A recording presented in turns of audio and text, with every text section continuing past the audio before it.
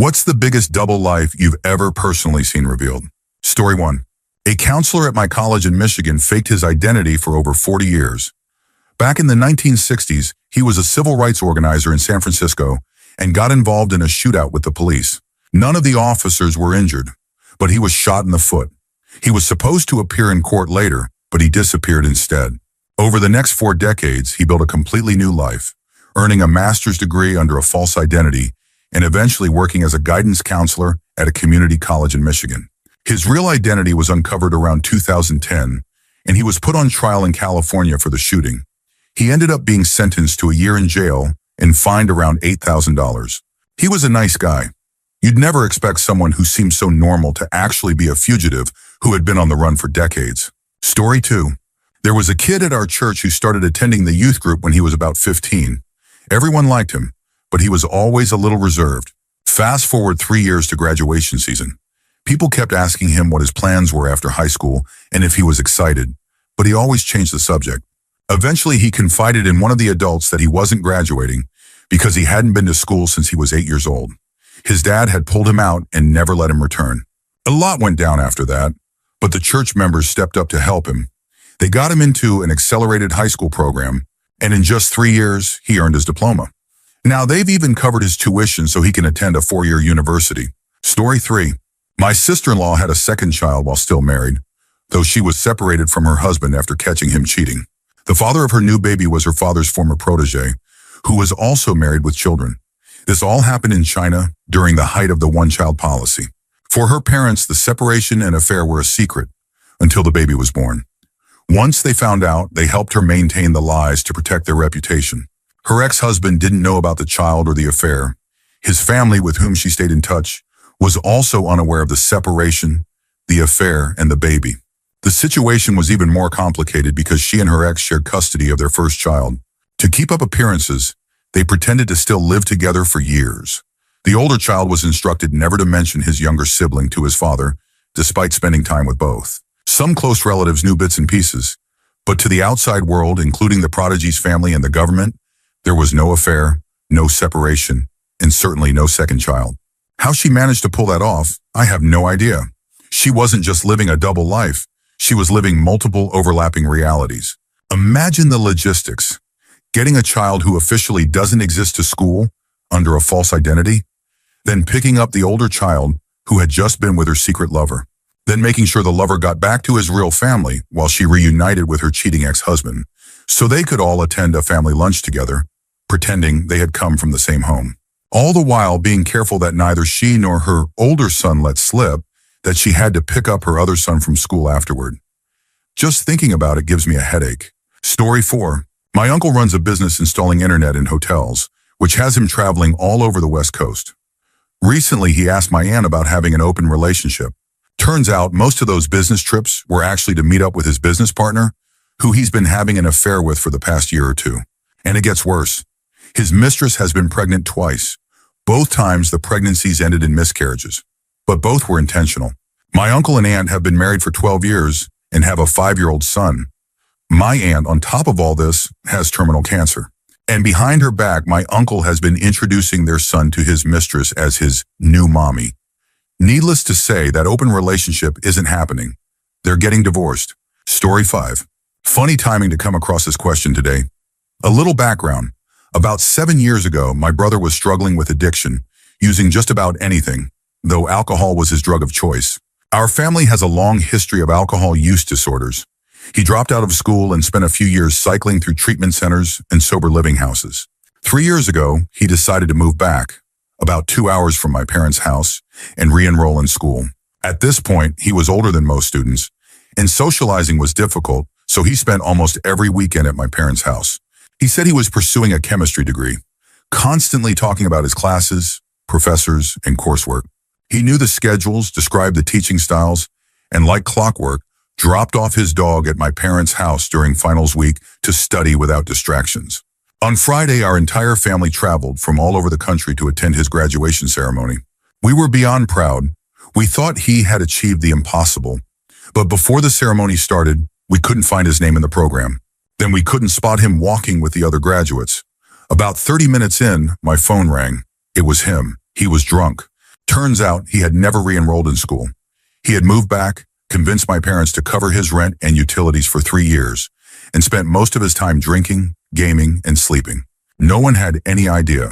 He was so committed to the lie that he managed to fool his entire family and all his friends. We're not sure what happens next. My husband and I are helping my parents pack up his place tomorrow. It's hard to hold on to hope after this level of deception. He's hurt so many people along the way, but he's my brother and I love him. Here's to a brighter tomorrow. Thanks for letting me process this a bit. Story 6. When I first moved out in my late teens, I shared a huge house, 6 or more bedrooms, with a close friend, his brother, and some random roommates. It was basically a frat house minus the college part. Splitting expenses made things manageable. One of the guys supposedly worked at a port and customs. He had a uniform ID and a strict schedule. Left for work at the same time every morning, hung out with us afterward, and was always down for social events. Most of us liked him. After about a year, he started mentioning that he could get us discounted TVs and other electronics, unclaimed or seized goods that nobody really kept track of. It seemed sketchy, so we all passed. Then one day we came home to find one of our housemates sobbing, completely devastated. Turns out he had handed over his entire life savings to the customs guy and borrowed money from his dad because he was promised a cheap car. That's when we found out the truth. The guy didn't work at the port. The name he gave us didn't exist. We had no idea how he spent his days or where he got the money to cover his share of the rent and bills. Even now, it still creeps me out that I lived with a total stranger for so long without realizing it. Story 7. Growing up, my family hosted several exchange students, about 7 over the years. Each one stayed for a year, attended high school in our town, and became part of our household. One of them, Irina from Russia, arrived just like the others through the AFS program. To be an AFS student, you had to meet certain requirements. Be 17 to 18 years old, currently attending high school in your home country, and complete a thorough application process. Everything seemed normal when Irina arrived. She enrolled in our small-town high school in Cape Cod, Massachusetts, and settled into life with us. Then around Christmas, she told us she had to go back to Russia because her mother was extremely sick. Going home during an exchange year was highly unusual, almost unheard of, but it was an emergency, so fine. She'd leave for Christmas break and be back in January. Except she never came back. AFS couldn't locate her. We had no way of knowing if she made it to Russia, if she was safe, or if something had happened to her. As her host family, we were devastated. We had welcomed her as one of our own, and suddenly she was just gone. Months passed. Then one day my mom was driving through town when she saw Irina. She wasn't alone. She was with a woman who looked like her mother and a few kids. Turns out Irina had already graduated high school in Russia. She wasn't a teenager. She was 25 years old with children. She had faked her identity to pose as an exchange student, using the program to case the area before bringing the rest of her family over. Story 8. I once worked with a guy who was known for his stories. No matter how loosely something related to his life, he'd turn it into an anecdote, something he'd seen, done, or been part of. At first, they were interesting. He had lived what seemed like an exciting life. Born in America, moved to Australia in his early 20s, worked in fascinating places. But after a while, we started hearing the same stories over and over again. I worked with him for a little over 3 years, and it became an office joke, how he never ran out of things to say. We knew everything about him, how he met his wife, his pets, his kids, every little detail of his life. Then one day he didn't show up. He had died of a heart attack. The whole office was shaken, especially our little department of 8 people. When his funeral came around, we all took the afternoon off to attend, and that's when we found out. None of it was true. He hadn't grown up in America. His family wasn't who we thought they were. His old jobs had never happened. Every single story he told us over the years had been a lie. The part that stuck with me most? At one point, our boss needed someone to fly to China to check on a factory. When the usual people weren't available, this guy was chosen. It seemed like an obvious choice. He was always talking about how much he traveled, constantly visiting family in the US, and working overseas in previous jobs. Now, we think that might have been his first time ever leaving the country. Story 9. A couple of years ago, my grandmother passed away. While going through her house, my family found a box with my grandfather's name on it, written in his handwriting. My grandfather had died before I was born. The box was taped shut, and judging by the dust on it, it had never been opened. Inside, we found old newspaper clippings and other documents. Turns out that in the early 1900s, my grandfather had taken a road trip with some friends to see the ocean. During their trip, their car was stolen. With no way to get home right away, they decided to stay for a while, work a little, enjoy themselves, and make the most of it. During that time, my grandfather met a Mexican woman. Within a month, he married her. Among the documents, we found a newspaper article about the car theft, another about the marriage, and even a marriage certificate. That's where things get murky. We have no idea what happened next. Did they marry for love? Was it for her citizenship? Did they have kids? And most importantly, was he even legally divorced when he married my grandmother in the 1930s? We don't think my grandmother ever knew. We did manage to trace his first wife. She had returned to Mexico and eventually had children. When we reached out, her family told us they didn't believe she had kids from a previous marriage. We sent them copies of the documents we found, and they were just as shocked as we were. Story 10. In our mother's group, there was a dad who had once worked a high-flying finance job in the city. But after a market crash, he lost his job. With no openings in finance and bills piling up, he took the first job he could get, working in a chicken abattoir. Quite the shift from a corporate desk job to slaughtering chickens. But with a newborn baby at home, he did what he had to do. For context, a mother's group is a support group where new moms meet weekly to share their experiences. Occasionally, the dads would join for BBQs or other gatherings. Whenever I ran into him, I was always impressed by how knowledgeable he was about current events. We talk about politics, finance, and science, never much about butchering chickens. Turns out, he had been fired on his first day. For months, he kept up the charade. Every morning, he'd leave home as if going to work. But instead of heading to the abattoir, he'd go to the pub, read newspapers all day, and come home in the evening like nothing was wrong. Eventually, his wife found out. They're divorced now. Story 11. My brother was married to the same woman for 21 years. Around year 19, it became clear that my sister-in-law was unhappy and planning to move on, until my brother was diagnosed with cancer. She stayed, unwilling to leave him while he was going through chemotherapy and surgeries. But it was obvious that a separation was inevitable. Then one day while my brother was home alone and my sister-in-law was at the gym, the SWAT team broke down the door. They threw my brother to the ground, handcuffed him, and held him at gunpoint. They were looking for her. She was arrested at the gym on charges of child pornography, child rape, and child endangerment. Skipping some of the horrifying details, it eventually came out that she had been having multiple affairs and was leading a secret life. She ultimately confessed to the charges and was sentenced to 25 years in state prison. As if that wasn't enough, investigators found disturbing photos on her personal computer, evidence that she had also been abusing the family dog. For years, she had been the daughter-in-law my mother had always dreamed of. None of us had any idea she had been living this secret life for 2 years before she was caught. Story 12. I served in the Navy from 1985 to 2005. While in my first squadron, 1985 to 1989, we were away from home a lot, either on short detachments lasting a few weeks or full 6-month deployments. During one stretch when we were home for a while, I was assigned watch duty in the squadron's duty office after hours. My job, along with another guy, was simple. Answer the phone, keep an eye on the hangar bay, and hold down the fort.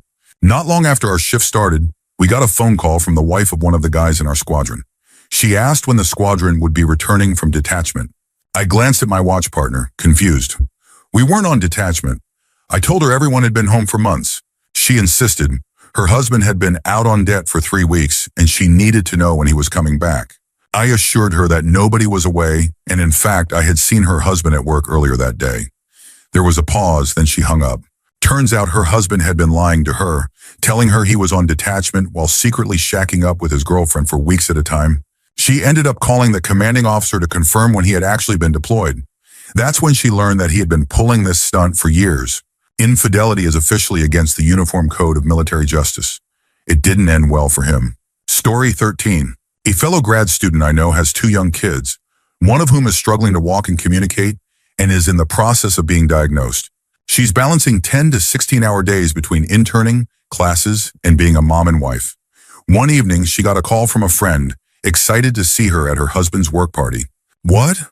She hadn't RSVP'd, and her husband had told her he'd only be popping in for less than an hour before coming home for a quiet dinner with her. Turns out he was going, but with a date. They had been seeing each other for about 6 months, even taking a trip together under the pretense of a business trip. Looking back, every time he had been late or away, he had probably been with her. Her friend, realizing what was happening, did her a solid, snapped a few pictures, and sent them to her for the divorce lawyer. Story 14. Not exactly a double life, but my cousin was a secret for 4 years. When my uncle was 21, he and his girlfriend had a baby, but they didn't tell anyone in our large, nosy family. No one suspected a thing. They kept dating as if nothing had changed. When I was 8 and their daughter was 4, tragedy struck. Her adoptive parents were killed in a fire, and in their will, they stated that they wanted her to be returned to her biological parents. By then, my uncle and his girlfriend deeply regretted giving her up, so they were thrilled to get her back. The weird part? Everyone just rolled with it. No one really questioned how they had secretly had a child for 4 years. They just accepted it, and life moved on. My cousin is 14 now, has 2 full siblings, and my aunt and uncle are fantastic parents. Occasionally, someone brings up the situation, but it's usually just laughed off. Still, I can't help but find it a little odd. Story 15. My ex-wife lost 2 jobs within 9 months. Eventually, she landed a position at Hank's Furniture. A couple of months in, she told me she needed to work at one of their locations 2 hours away for 3 days a week. That quickly turned into 5 days a week. She claimed that in this role, she wouldn't get paid until after the furniture was delivered, so it would take time before she saw any money. Then she started staying overnight with her boss, a woman. I had a bad feeling about it, but when I looked her up, she was a real person and the store manager, so I let it go. But the money never came. I had 2 kids, a full-time job, and was constantly borrowing from my in-laws and parents just to stay afloat. Meanwhile, my wife was barely around.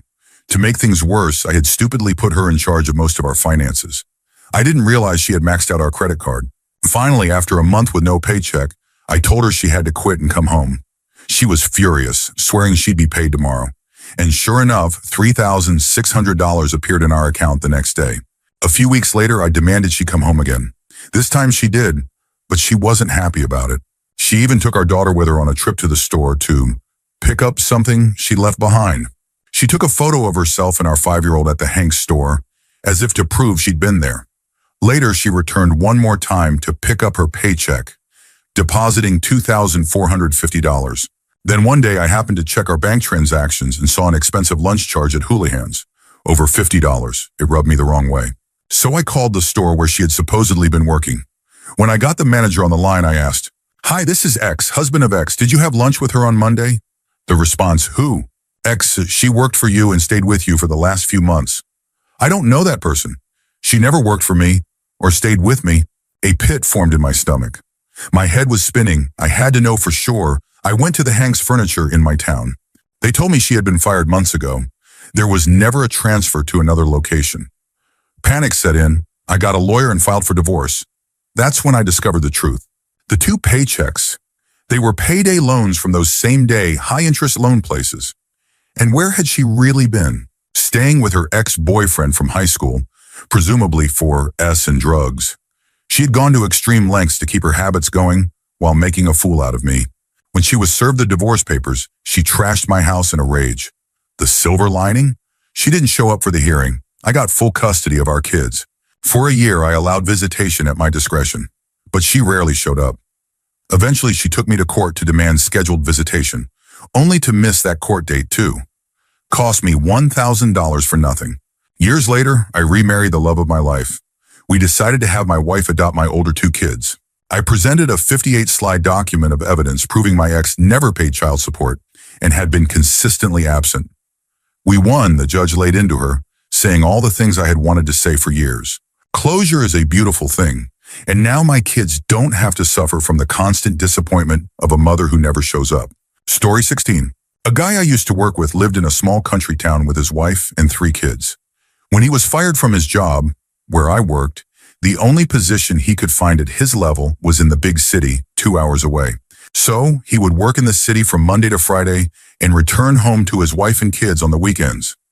This routine went on for years. About 5 years into the arrangement, it came to light that he wasn't actually living in the small, rundown city apartment he had claimed. He was living with his girlfriend and their 2 kids. That meant he had a wife and 3 kids, plus a girlfriend with 2 kids, all biologically his. Apparently, the girlfriend knew about the wife, but the wife had no idea about the girlfriend. His 3 kids from his marriage had 2 younger half-siblings they didn't even know existed. Of course, everything exploded spectacularly when the truth came out. His wife kicked him out, and he moved in with his girlfriend. But 6 months later, she got tired of him too and kicked him to the curb. Now he pays child support for 5 kids to 2 different women and actually lives in that small, crappy apartment he once pretended to have. Story 17. I'm not sure if this counts as living a double life exactly, but my mom was a total sociopath. She managed to present herself as this free-spirited hippie, I do anything for my kids type of mother, until I was about 23. That's when I found out she had been stealing my identity and forging my checks.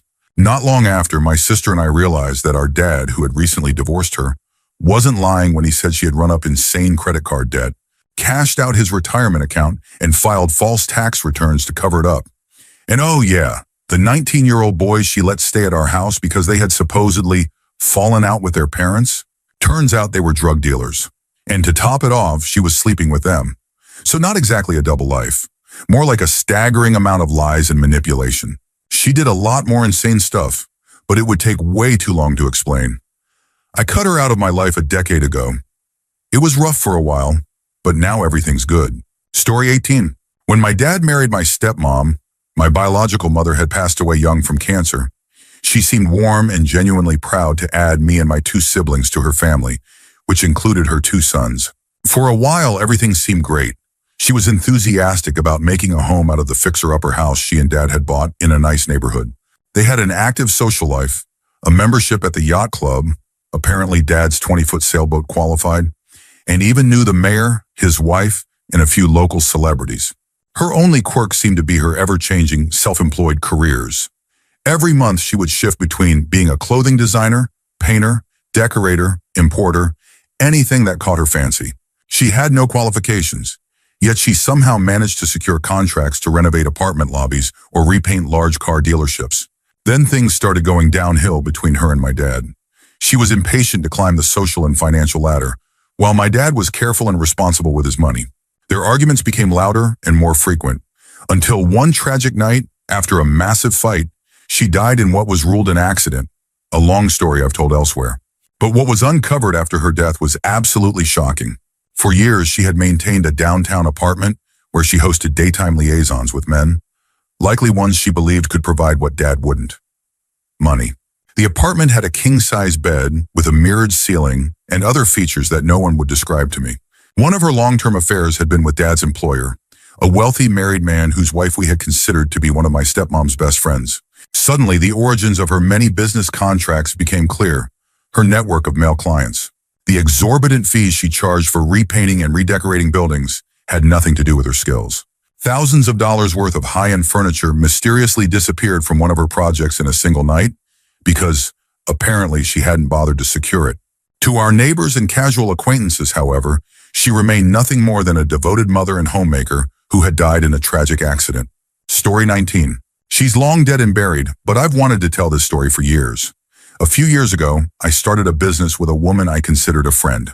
As we traveled together, spending a lot of time in close quarters, she began to open up, sharing her past bit by bit. I don't think I've ever been more stunned by someone's life story. She was Canadian and had taken a job as a bank teller after college. Bored with her life and wanting to move to the U.S., she embezzled money from the bank and fled the country, changing her name. She built a new life, made friends, and settled in her chosen area. She embraced a wild lifestyle of partying, drugs, and drinking. During a rock concert campout, in a moment of reckless abandon, she shaved her head. This was in the mid-'80s when shaved heads on women were rare and attention-grabbing. Shortly after, she met a man who asked about her bald head. Without missing a beat, she told him she was undergoing cancer treatment. He took her at her word and, rather than questioning it, asked her out. Their relationship got serious. He became deeply supportive, even accompanying her to cancer support groups and doctor's appointments. Appointments she managed to manipulate so he never found out the truth. She met his family, who adored her, believing she was a sweet, innocent woman overcoming a devastating illness. What they didn't know was that she was still secretly involved in drugs, running in dangerous circles. But then her church-going boyfriend proposed. She saw it as an opportunity to escape the chaos and said yes. Before the wedding, though, she needed to go to a cancer treatment center, which was actually a drug rehab facility where she attempted to clean up her act for good. They got married. For 20 years, she lived as a loving wife and mother, raising their daughter. Her husband and his family remained completely unaware that she had never had cancer, was not raised in Utah as she claimed, and was actually an illegal immigrant who had fled Canada after committing a felony.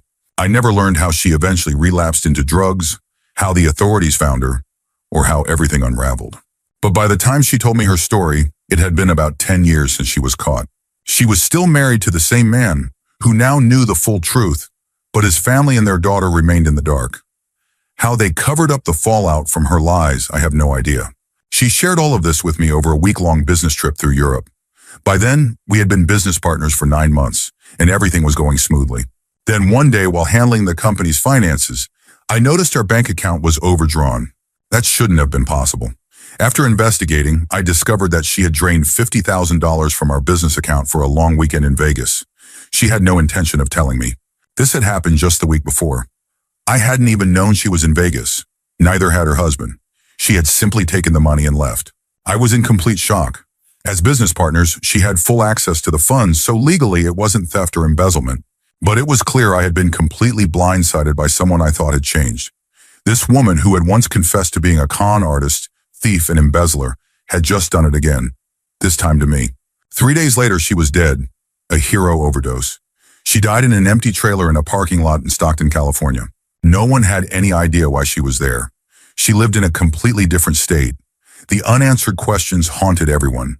The unknowns drove us all crazy. There were no answers. Saddest part? Her husband and daughter both said it was the best thing that could have happened. Not long after her death, even more secrets came out. Hidden bank accounts, a secret apartment, financial messes she left behind. The chaos she left in her wake was staggering. To this day, I still can't wrap my head around it. Real life is so much more twisted, bizarre, and shocking than any story ever written. If someone tried to put this in a book, no one would believe it. Story 20. My mom had power of attorney over some clients' properties, and one of them needed an appraisal for legal purposes. I went with the appraiser to inspect the apartment, which had been rented for years by a tenant who always paid on time. I barely knew him, just that his checks arrived like clockwork. He was a lawyer, lived in a nice neighborhood, and I was pretty sure I knew his daughters. By all appearances, he was a respectable, professional man.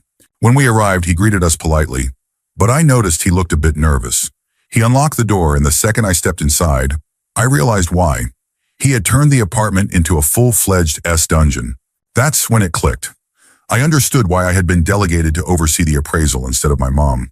It turned out this guy had been living a double life for over a decade. He had a mistress, a second family, and a secret existence that, as far as I knew, only my mom, her client, and I were aware of.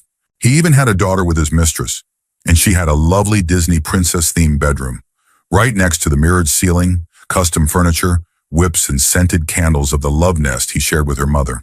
I was 21 at the time, and somehow managed to handle the situation professionally. But looking back, it was absolutely hilarious, the things you see on the job. Story 21. I once knew a girl from the United Arab Emirates who came to Canada for university.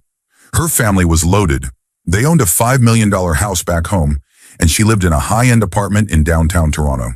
Her allowance was massive, and she had a credit card with virtually no spending limits. Her family extremely conservative. Her mother wore a burqa, and their religious values were strict and unwavering. Her double life? She was a hardcore raver and party girl who was almost never sober. She was in an open relationship with an MTF trans girl, and her apartment was a complete disaster. Mirrors covered in ketamine, drug baggies stuffed into every conceivable crevice, takeout boxes stacked to the ceiling, clothes and trash everywhere. You could barely see the floor. It didn't matter what country you were from, she was a total mess. The thing was, her parents had no clue. If they knew even 1/10,000th of what was going on, she would have been in deep trouble. I'll never forget seeing her before one of her parents' visits. She was sitting there completely distraught, rocking back and forth, ketamine all over her face, muttering, "Gotta call Merry Maids, gotta call Merry Maids." Merry Maids was a professional cleaning service specializing in scrubbing down party houses. The day before her parents arrived, you could eat off the floors. The entire place was spotless. Clothes were ninja folded. All her crazy raver gear had been stashed at her girlfriend's place, and the fridge was stocked with fresh, healthy food. She herself was sober, bright-eyed, and looking like the picture-perfect daughter. It was like nothing had ever happened. Story 22. I was an intern at a large engineering firm during my senior year of college. I was an electrical engineering student and spent half my time at the firm working as an EE and the other half in an IT support role. The head of IT was very forward with me and the other young men in the office. It was easy for me to avoid her attention because my girlfriend would have lunch with me at work regularly, which helped maintain a professional distance. One of the other guys wasn't so lucky. He went out drinking with a group of office friends and she showed up. They hooked up. A bad idea in principle, but none of us could have guessed just how bad it would be. About a week later, he found flyers posted all around his neighborhood and at our office building, claiming he was a predator, a rapist, and worse. The flyers had enough detail for him to know they came from her. He immediately reported it to the general manager, explaining everything. This triggered an automatic investigation, and both of them were placed on leave. The firm hired a private investigator, and within a week, some shocking truths came to light. The IT manager wasn't who she claimed to be. Her identity had been stolen from a deceased person. The college she listed on her resume didn't exist. Shame on the firm for not checking before hiring her. She had chemically removed her fingerprints, likely using acid, and refused to provide a DNA sample. Obviously, the company fired her and alerted the police. She vanished. The address on file claimed they had never seen her, and no one knew where her mail was going. The strange thing was that she was incredibly smart and highly skilled across multiple systems. Maybe she had learned everything from experience, but I had no reason to doubt her education or credentials at the time. Looking back, I'm just grateful I never got caught up in her web.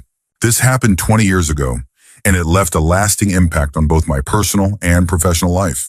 Story 23. There was a manager at a Jimmy John's where I worked in Cincinnati. He was quiet, kept to himself, and was always on time. He did his job well. I was in school, so I wasn't there all the time, but when we worked together, he was reliable. He was also taking online courses at UC, some kind of business program, I think, but I don't really remember. One day, he didn't show up for work. No one could get a hold of him, and no one really knew where he lived. When his address was checked, no one answered. We were worried, but we figured he just bailed and moved on with our lives. Then one night after closing, we shut down at 3 a.m., a man knocked on the store door, trying to get in. My coworker wasn't interested and tried to ignore him, mouthing, "We're closed." She assumed he was a drunk student and would give up, until he held up his badge for Homeland Security. Turns out our missing manager was a cyber criminal, using the job and his online courses as a cover to steal money from elderly people. Who knew? Story 24. I used to work the front desk in an ER. One day, EMS brought in a man after a car accident. A little while later, a woman came to the desk and said, "My husband is here. He was just in a car accident." I checked with the unit, and they said he could have visitors, so I let her go back. Then I went on with my day. About 20 minutes later, another woman came to the desk and said, "My husband is here. He's been in a car accident." I knew damn well we only had one motor vehicle accident patient back there, but I asked for his name, thinking maybe she was at the wrong hospital. She wasn't. Now, it's not my place to judge other people's lifestyles. I'm polyamorous myself and know people who refer to each other as husband and wife, even if there are more than the usual number of partners involved. So I did my job. I called back and said, "There's a visitor here for room X. May she come back?" The unit clerk gave the okay, so I opened the door and let her in. This man was not polyamorous. He was living a double life on a Bruce Wayne level. He wasn't just having an affair. He had two separate families, two sets of children. He had convinced both women that he was legally married to them, and neither had any idea the other existed. There was, shall we say, a mild kerfuffle. In the end, the two women joined forces against him, walking out together and planning their respective divorces. It amazed me that his entire life blew up over a minor fender bender that wasn't even his fault. He looked absolutely haunted when he walked out. Story 25. My ex-stepfather was a well-off pilot for a local med-flight helicopter. He had 3 daughters who adored him, and he was always very kind to me and my sister. One of the nicest, most soft-spoken men I had ever met. He practically worshipped the ground my mom walked on. He also had violent blackout rages. After a year of marriage, he gave my mother a concussion and broke her leg in 3 places. I was told she had slipped and fallen. It wasn't until years after they split that I learned the full story. My mom was smart enough to get out while she could, and even smarter for not telling me back then. I was, and still am, significantly larger than he is, and I have a lot less to lose. I've only seen him once since then. He tried to be nice. I told him I knew everything, and if we weren't in the hospital where my girlfriend worked, I probably would have done something I couldn't take back. We don't talk anymore. Story 26. When I was 20, we used to party with this guy, Bob. Bob was in his early 30s and was dating a girl we had gone to school with. He seemed like a really stand-up guy. At the time, we were dealing with some guy who was leading us on about a house rental, claiming he would rent it to us while he was on deployment. Bob started questioning him about his military background and quickly concluded that the guy wasn't in the military at all, never had been. Just some tool who liked to spin tall tales. This pissed Bob off because he was in the Army Reserves. When he was in town, he worked as a server. We had all taken him to the bus stop for his weekend duties, and we knew he had done his 2-week training. We were so close to Bob that a few of my friends even rented a house with him. One day, Bob asked to talk to me privately. He explained that his hours at the restaurant had been cut and he was a little short on rent. He asked if he could borrow $200 and I had no problem with it. He had just been accepted for a position with my friend, so I knew he had a steady job lined up. After all, Bob had been one of our best friends over the past year, and friends help each other out. Fast forward a week, and my friends hadn't seen their roommate, Bob, in days. To top it off, another friend of ours was struggling to find his girlfriend. She had seemingly vanished. It took a lot of brainstorming, but eventually we realized we had never really known Bob at all. He had asked all of us for money to pay rent. When we confronted his ex, the girl we went to high school with, she finally admitted everything. Bob had never been in the military. He had a recurring coca addiction, and he had run off to Virginia with my buddy Jim's girlfriend. Bob still owes me money, but honestly, he was otherwise a pretty cool dude to chill with. Story 27. I don't know if this was true or not, but back when I was a waitress, we had a regular customer who loved telling us stories about her family. One day, after being gone for a few months, she came back with a real doozy. Her family was extremely patriotic. Almost everyone had served in the military. Her grandfather had fought in World War II, and all her uncles and cousins had served. Her grandfather passed away first. Then years later, her grandmother died. When she and her mother were cleaning out the old house, they found a box in the attic. Inside were several smaller boxes. She opened one and found a telegram inside, the kind that starts with, "We regret to inform you," along with some personal effects, which was strange because obviously her grandfather had survived World War II, but the name on the telegram didn't match his. She opened another box, same thing, and then another. She didn't remember the final count, but apparently her grandmother had lived near a training base during the war and had married somewhere between 6 and 15 young soldiers before they shipped out, men who had subsequently died overseas. She had kept an entire box of telegrams and personal effects in her attic since the 1940s. The last one survived. They had a 60-year marriage and half a dozen kids together, and until that day, none of their children or grandchildren had any clue. Story 28. Might be a bit long and confusing, but worth it. My partner and I were working one night when we were dispatched to check the welfare call regarding a missing person. A woman had reported her husband missing. She couldn't reach him by phone or email. She believed he was on a business trip. With the help of OnStar, she had tracked the location of his car. She provided our dispatch with the car's general location, a description, and details about her husband. Let's call him Hugh. We found the car parked in the driveway of a nice home in the rural part of our beat. At around 4 a.m., we knocked on the door. An older man answered, looking groggy. We asked who he was and if he knew who the car in his driveway belonged to. He identified himself as the homeowner and said the car belonged to his new son-in-law, Lord Bottomtooth, who was staying in the back house with his daughter. We asked the man to describe Lord Bottomtooth, and he nailed Hugh's description down to a T, right down to the British accent. But the names didn't match, so we headed to the back house. We knocked and a surprisingly attractive younger woman answered. We asked for Lord Bottomtooth, and she called for him. When Hugh appeared, my partner addressed him by name, and he responded, before immediately trying to push us out the door. Now my partner doesn't tolerate liars. He loudly informed Hugh Toothy that his wife had reported him missing and his children were very worried. Hugh Toothy played dumb, but after a little prodding, he finally admitted the truth. He had wanted to start a new life with wife number 2.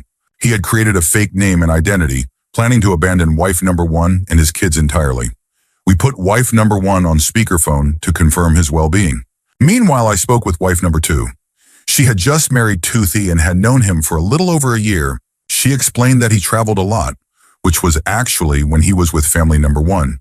But he was planning to quit his job and move to Florida, into a house her parents had just bought them as a wedding gift. I politely broke the news to her. Toothy was actually Hugh, a married man with 2 kids, a mortgage, and a completely separate life. Wife number 2 was not pleased. Meanwhile, my partner was still on the phone with wife number 1. She was furious, screaming that Hugh was no longer welcome home and that he should just drop dead. Wife number 2 had a similar reaction and promptly sent her father after Toothy. Hugh Toothy gathered his things and got into his car, his 2 lives crumbling around him. Bonus points. My partner was pissed that Hugh Toothy was about to walk away without any consequences. At first, we believed there was no legal recourse, but after digging through our penal code book, we discovered that bigamy was actually a crime in our state. We filed charges, which put Toothy's residency status at risk. Story 29. My great-grandfather served in the Navy during World War II. While out at sea, his ship was bombarded, and he suffered severe injuries. He fell into a coma and was sent back to a Navy hospital in California. When he woke up, he met and fell in love with a Navy nurse, who later became his wife and my great-grandmother. A true World War II love story that my grandmother loves telling the family about. But a couple of years ago, she suddenly added a part to the story that she had never mentioned before. She told me that when she was a teenager, a Mexican woman showed up after searching for my great-grandfather for years and informed him that she was his real wife. Apparently, before the war, my great-grandfather had already been married.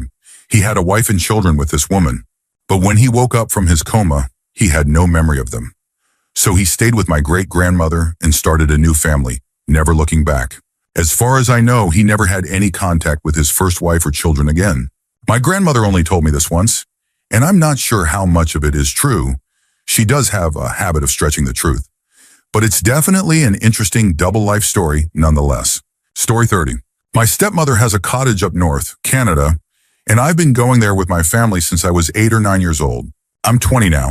Her family had owned this cottage for decades, so they had been good friends with the neighbors for years. The man who currently owns the cottage next door, Jim, is a retired high school teacher. He lives with his second wife, Susan, and they were both in retirement. Jim and Susan were incredibly nice, outgoing, fun, and genuinely great people to be around. Over the years, we became very close, and they felt like my grandparents up there. Jim was a talented guitarist. His 12-string was the best I had ever heard. He would entertain everyone with jokes and music. He also had a stone pizza oven and would invite all the neighbors over for pizza nights, always making sure everyone felt welcome. Fast forward to last summer. Jim and Susan weren't at their cottage like they usually were when my family visited. It seemed odd, but I didn't think much of it. Then my parents told me the truth. Jim had been arrested on multiple charges related to child exploitation. I'll spare the details, but the case was disgusting. He had been released on bail by his ex-wife and lived with her until his hearing, where he was sentenced to just 12 months in prison. I was shocked. I had spent my whole life thinking he was this kind, friendly man. The idea that he had been living a double life, secretly involved in something so horrific, was one of the biggest betrayals I had ever experienced. Story 31. My uncle was the kind of guy who was very westernized, considering he came from an Islamic country. He lived in London and would always take my cousin on holiday with his white best friend. I was jealous. I wished I could go on trips like that with my dad. His friend would stay over often, and he was really into Asian culture, so he was a cool guy. My uncle passed away from cancer in the 90s. Years later, when I got married, I was talking about going abroad, mentioning how my uncle had traveled a lot. Then my wife dropped a bombshell. You know he was gay, right? The white guy was his boyfriend. The only reason they used to take your cousin on those trips was to make it look like a family holiday. I was gobsmacked. Suddenly, everything started making sense.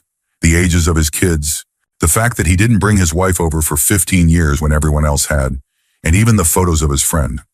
Looking back, the guy had been very flamboyant. I've never asked my cousin about it, just in case he doesn't know. It wouldn't be right to tarnish my uncle's memory for a piece of gossip that no longer matters to anyone.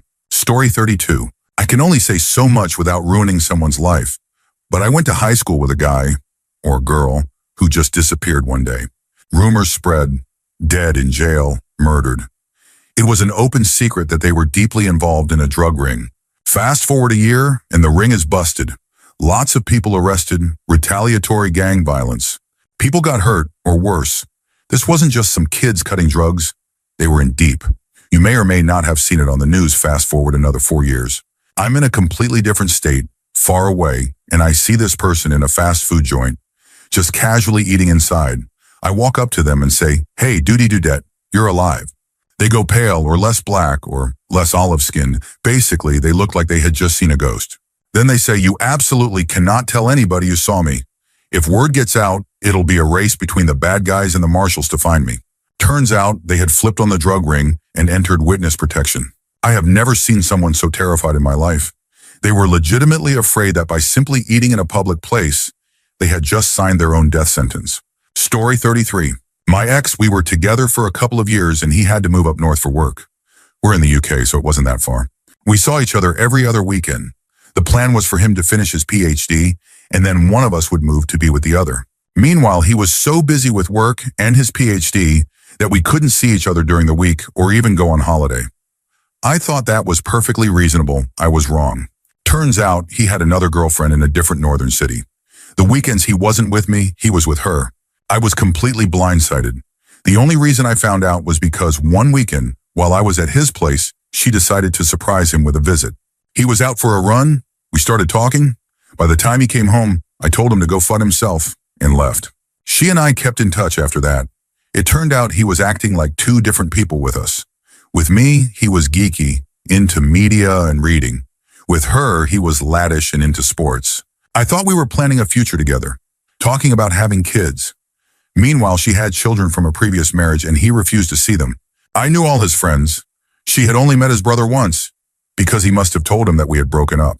Honestly, it sounded like he was a complete arse to her, but I think he was a little scared of me. He would send me pictures of what he was doing all the time. Apparently, he was telling her to get out of the way so he could take pictures without her in them. She put together all the furniture in his flat, while he texted me the whole time, updating me about it. He came down to London to spend my birthday with me, while he had told her to wait for him at his place for 3 days. When I found all this out, I just thought, what is actually wrong with you? Anyway, long story short, I told everyone in his life. Now he has no friends. Story 34. I hope this doesn't get buried because it was insane and affected a lot of lives. After my mom and dad divorced when I was 8, my mom started dating a guy named Lee from work. It was about a year after the divorce. Just to clarify, this guy was really nice. He treated us well, made time for us whenever we had big events, and over the years he became like a second dad to me. So many memories. I could go into more detail about how important he was to my mom, my brother, and me, but it would just drag on. Then during my senior year of high school, things started to change. They began fighting a lot. It got worse because people kept asking why they weren't married yet, why he had no social media, and why, after 9 years, he still lived an hour away in his own place. He commuted from another town where he was an assistant manager. He assured my mom that nothing was wrong. She had been to his house, gone through his phone, with his permission, and still she had never met his immediate family, even though he had met all of ours. He said things were just a little rough right now, but he was finally ready to look at houses and engagement rings. For a few weeks, things seemed to get better. Then it got crazy. One night, my mom got a call from a coworker who said she needed to talk about Lee. When she called back, the woman dropped the insane news, something that, in hindsight, should have been more obvious. Lee had been living a double life for almost 10 years. He was married, he had 2 kids. One was 5 years old and the other was only a few months old. This guy, who had spent the night with us every other weekend when we weren't staying with our dad, had an entire other family. No clue whose house my mom had visited with him, but it clearly wasn't his. He had spent so much money on us, been emotionally supportive for years, and had completely fooled all of us. When it all came out, my mom apologized to us, but it wasn't her fault. We felt terrible for her. Eventually, his sister, who he had told us was mentally unstable, not true at all, found out. She was so shocked that she threw up in our kitchen. Meanwhile, his wife was in denial and refused to talk to any of us. And the best part? He told his wife and family that he had only had a brief affair with my mom years ago. Just 2 times, and that was it. He claimed he had no idea who my brother and I were, and that my mom was lying. We gave his family pictures for proof and tried to move on with 0 contact. Since then, my mom has only heard from him once and ignored him. But a year later, his wife finally reached out. She wanted to meet because she was finally ready to hear the truth. This whole thing messed with us, but my mom has come a long way, and somehow it all worked out because my mom and dad got back together. After both being in long-term relationships, they found their way back. Still, I will never forgive that man, and I hope that one day I see him while I'm with my own kids, and that it destroys him. Story 35. This one is about me. It's not so much a double life reveal, but the opposite. I was a pretty nerdy teenager who just wanted to chill and play games with my friends from school. I was the only Asian kid in my school. So most of my friends were white guys who were just as nerdy as me. We spent all our time playing games. Then came university. The internet was still in its infancy, and chat rooms were becoming a thing. When I wasn't at lectures, I was online, chatting away. Since I wasn't exactly the most sociable talker. A couple of my housemates were social, though. They'd drag me out to clubs every now and then. But honestly, university was pretty boring for me in that sense. However, whenever I went back home for the holidays, I decided to embellish a little. I told everyone I had this insane party life at uni. Drinking, partying, swimming in women. That was my apparent life. I mean, who would ever find out the truth? So, I developed a reputation as a ladies' man. In reality, the only phone numbers I had were my fellow geeks. Years later, I got married. My wife started asking me some strange questions about university, mostly about girls. I told her the truth, that I was a massive geek who spent more time in the library or computer lab than anywhere else. She didn't believe me. Then she hit me with, "What about the girl you got pregnant?" That's when it clicked. Someone had told her about my alleged wild uni days.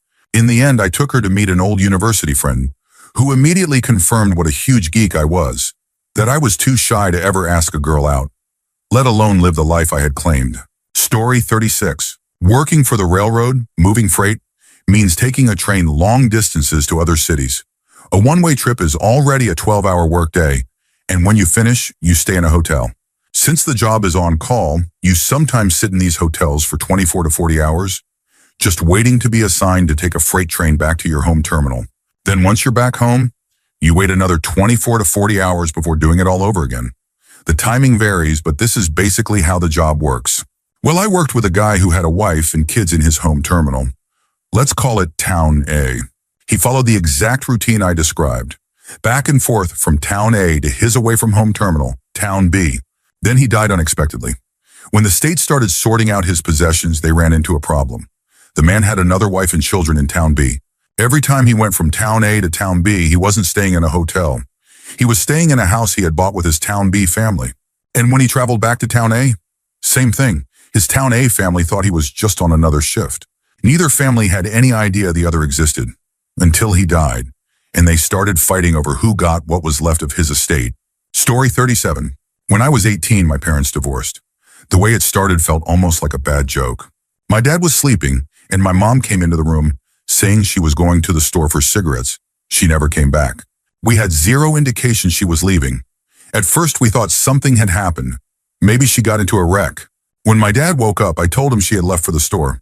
It should have been at most an hour round trip, but I hadn't paid much attention to the time. After a few hours, we got worried. We borrowed my grandmother's van, she lived on the same farm as us, and went looking for her. It was a Saturday, I believe. We tried filing a missing persons report, but they told us to wait 24 hours. So we decided to wait until Monday and check her work. A little background. My parents had been together for 22 years and married for 18.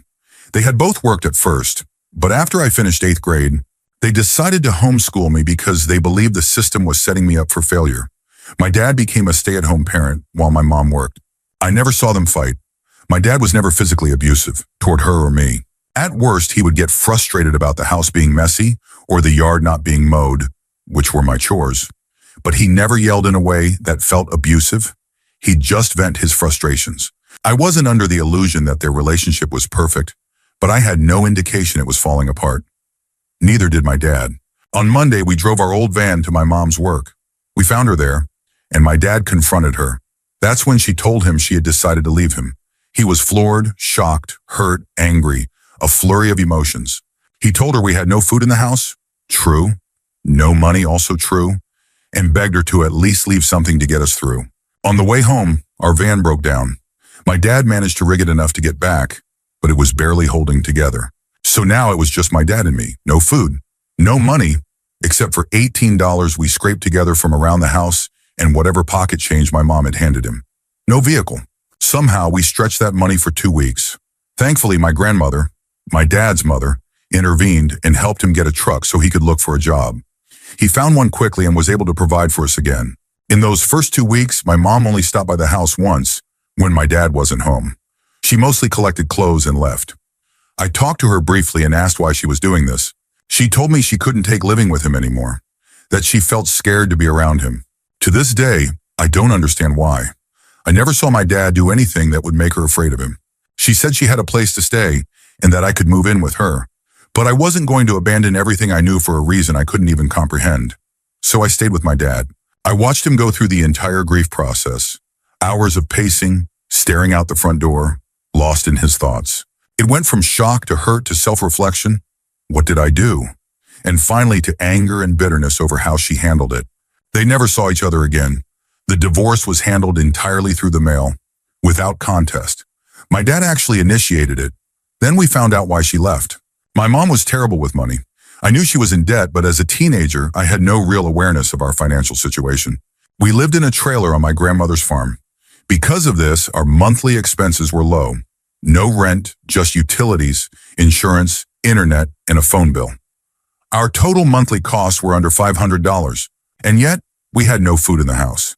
She was always late on bills. Our electricity and internet were cut off multiple times because of non-payment. I lived off peanut butter sandwiches for weeks. I was 18 when she left, 5'10", and only 120 pounds. 10 years later, I weigh closer to 190, and I'm not fat. My mom worked at factories, earning between $14 and $17 an hour. In the late 90s and early 2000s, that went a lot further than it does today. When she left, my dad discovered an entire trunk of unpaid bills and credit collection notices in one of our broken-down cars. She hadn't even been paying auto insurance on our vehicles. The only explanation was that she had planned this for a while. Either she had been stashing money away, or she already had someone else to live with. We believe it was the latter. After she left, she would occasionally call to talk to me. She sent birthday and Christmas money in the mail, but we barely spoke. I didn't avoid her. I just had nothing to say. 4 years later, I met a girl. We had a son. I told my mom about her grandchild and let her back into my life a little. I wanted my child to know his grandparents, so I let her visit. That's when I found out she had remarried. She married a man she had worked with. Most likely the same man who gave her a place to stay when she left us. I've been to their house a few times. Her new husband is nice enough, but I can't form any real connection with him. We never talk about my dad.